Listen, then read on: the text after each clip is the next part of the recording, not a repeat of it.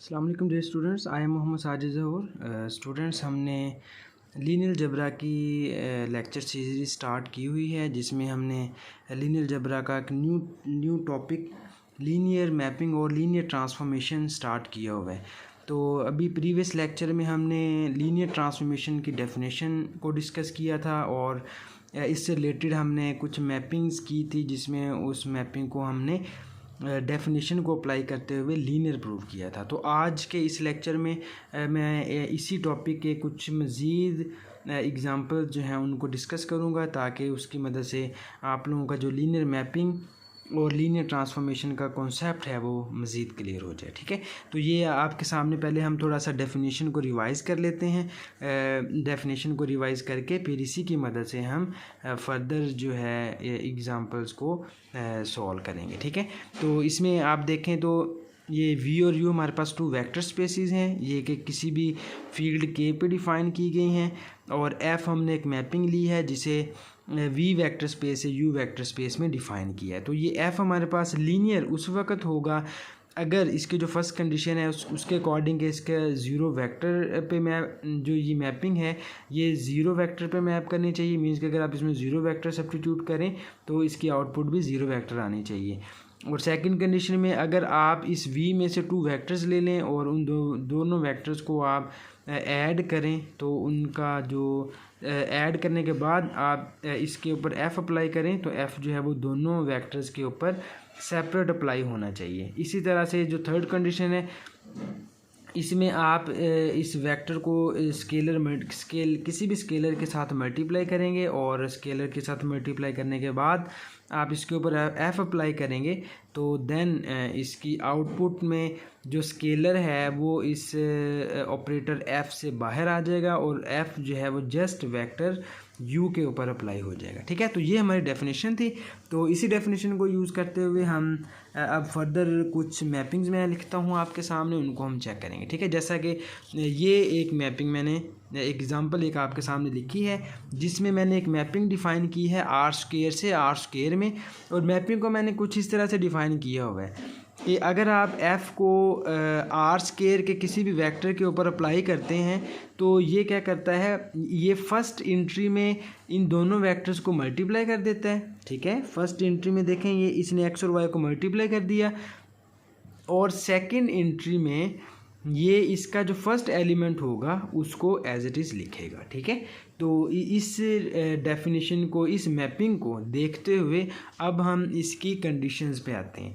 तो मुझे जो एक चीज़ पता चल रही है, चलें पहले हम इसका फर्स्ट कंडीशन चेक कर लेते हैं कि फ़र्स्ट कंडीशन इस पर सेटिस्फाई होती है या नहीं। आप इसके ऊपर ज़ीरो पे चेक करें इसको, मीन्स के एक्स और वाई दोनों की जगह पे ज़ीरो सब्स्टिट्यूट करके फिर इसको देखें। ठीक है, तो आप इसमें एक्स वाई की जगह पे ज़ीरो सब्स्टिट्यूट करेंगे तो आपके पास राइट साइड में भी हम इजीली देख सकते हैं कि जब आप एक्स की जगह पे भी ज़ीरो सब्स्टिट्यूट करेंगे तो वाई की जगह पे भी ज़ीरो सब्स्टिट्यूट करेंगे, तो ये जो गिवन मैपिंग है हमारी वो ज़ीरो पे ही मैप कर रही है। ठीक है, तो मीन्स के फर्स्ट कंडीशन इस पर सेटिस्फाई हो गई है। अब हमने आना है सेकंड कंडीशन पे। सेकंड कंडीशन में हम क्या करते हैं, कोई भी टू वेक्टर्स लेते हैं और उनका सम ले लेते हैं। तो इधर स्टूडेंट्स मैं क्वेश्चन में कुछ पर्टिकुलर वेक्टर्स ले रहा हूँ। ठीक है, मैंने इधर एक u1 वेक्टर ले लिया। ठीक है, इसकी मैंने पर्टिकुलर वैल्यू सपोज कर ली 1 2, एंड एक मैंने इधर u2 वेक्टर ले लिया और इसकी मैंने पर्टिकुलर वैल्यू सपोज कर ली 3 4।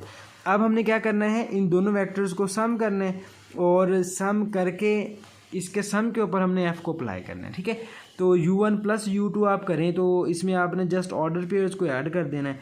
ये आ जाएगा 4 1 + 3 4 एंड 2 + 4 6। ठीक है, जब इनको आप ऐड करेंगे तो इसका आंसर हमारे पास 4 6 आ जाएगा। अब आप u1 पे पहले f अप्लाई करें, u2 पे करें और u1 + u2 पे करें, और इन दोनों को चेक करें कि लेफ़्ट और राइट साइड हमारी इधर इक्वल आती है या नहीं आती है। ठीक है, तो f ऑफ u1 करें। अब f ऑफ u1 हमारा क्या आएगा, इसके अकॉर्डिंग आपने u1 फाइंड करना है कि जो पहला एलिमेंट होगा उसमें आपने इन दोनों को मल्टीप्लाई करके लिखना है। ठीक है, तो ये इधर 1 और 2 है, तो इधर हम जो फर्स्ट एंट्री के लिए 1 और 2 को मल्टीप्लाई करेंगे और जो सेकंड एंट्री हम लिखते हैं वो first entry as it is आ जाएगी। इसकी फर्स्ट एंट्री 1 है तो इसकी इधर 1 एज इट इज़ आ जाएगा।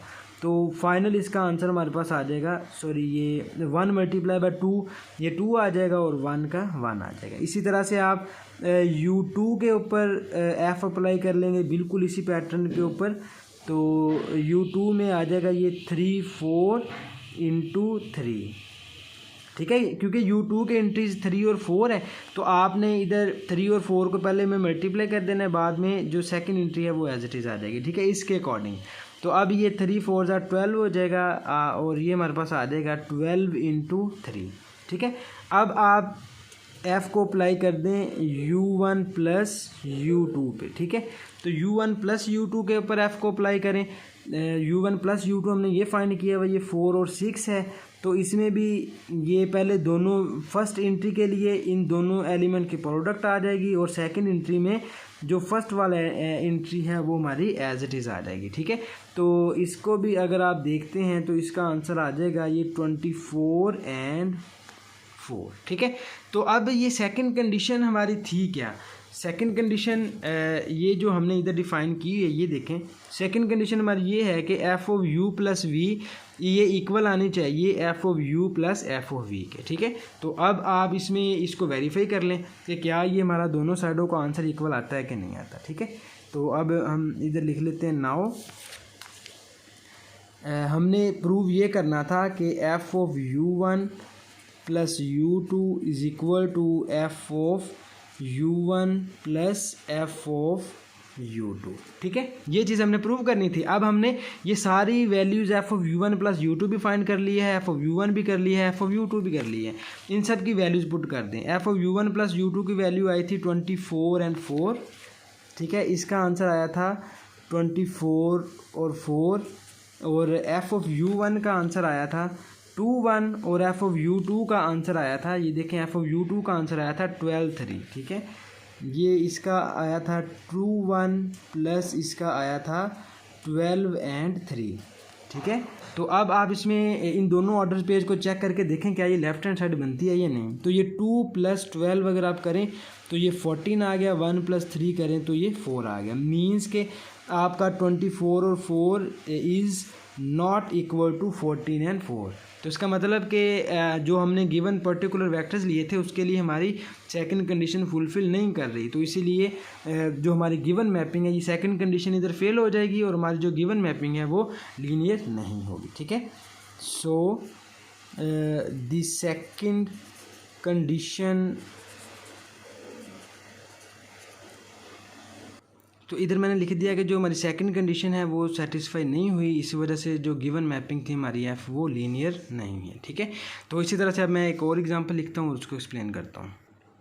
अच्छा स्टूडेंट्स, ये मैंने एक एग्जांपल और आपके सामने लिखी है, इसकी स्टेटमेंट। इसमें हमने एक मैपिंग एफ़ ली है जिसको डिफ़ाइन किया है आर स्क्वायर से आर क्यूब में, ठीक है। इसको हमने आर स्क्वायर से आर क्यूब में डिफ़ाइन कर लिया है। तो डिफ़ाइन कुछ इस तरह से किया है कि आपने जब इस f को एक्स वाई के ऊपर अप्लाई करना है तो इसकी जो फर्स्ट एंट्री बनेगी उसमें x में आपने 3 को ऐड कर देना है, जो सेकंड एंट्री बनेगी उसमें आपने सेकंड वाला एलिमेंट y को 2 के साथ मल्टीप्लाई कर देना है, और जो थर्ड वाला एलिमेंट बनेगा उसमें आपने इन दोनों एलिमेंट्स को ऐड कर देना है, ठीक है। इस तरह से ये हमारे पास इसकी आउटपुट आ रही है। तो इसमें भी हम सेम काम वही करेंगे। पहले फर्स्ट स्टेप पे आते हैं, आप इस पर चेक करें कि क्या इधर हमारा ज़ीरो वेक्टर जो है वो होल्ड करता है या नहीं। आपने जस्ट x की जगह पे 0 पुट कर देना है, तो ये आ जाएगा 0 प्लस 3, इसमें आ जाएगा 2 इंटू 0 एंड इसमें आ जाएगा ये 0 प्लस 0, ठीक है। तो इसमें मैंने जस्ट ये किया कि x और y की जगह पे 0 पुट कर दिया, तो ये 0 प्लस 3 आ गया, 2 मल्टीप्लाई बाय 0 0 आ गया, 0 प्लस 0 0 आ गया। तो ये इसका आउटपुट जो है वो ज़ीरो वेक्टर नहीं बन रही, क्योंकि इसके अंदर ये एक नॉन ज़ीरो 3 आ गया ना। तो इस वजह से हम इसको कह सकते हैं कि ये वाला जो वेक्टर है हमारे पास, this is not equal to zero vector, ठीक है। तो ये हमारा ज़ीरो वेक्टर के इक्वल नहीं है। तो इसी वजह से हम इधर ये कह सकते हैं कि इधर हमारा जो फर्स्ट कंडीशन है इसकी वो सेटिस्फाई नहीं हुई, और हमारी जो गिवन ये मैपिंग मैंने लिखी है ये लीनियर मैपिंग नहीं है, ठीक है। तो तो इधर हम कह सकते हैं कि जो हमारा एफ़ है वो लीनियर नहीं है, क्योंकि इसके ऊपर फर्स्ट कंडीशन हमारी सेटिस्फाई नहीं हुई, तो इस वजह से हमारी जो गिवन मैपिंग है वो लीनियर नहीं है। ठीक है, थैंक यू सो मच।